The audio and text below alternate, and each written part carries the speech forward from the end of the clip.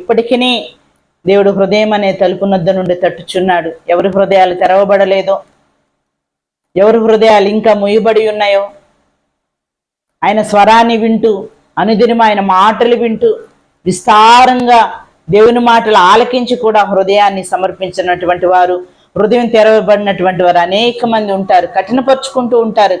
అయితే దేవుని వాక్యం సెలవిస్తుంది, ఇది నాన్న తలుపు తీస్తే నీతో నేను నివాసం చేస్తాను, నీతో కలిసి నేను భోజనం చేస్తానని దేవుడే మాట్లాడుతూ ఉన్నాడు. ప్రియ దేవుని బిడ్డ, హృదయాన్ని తెరుస్తావా?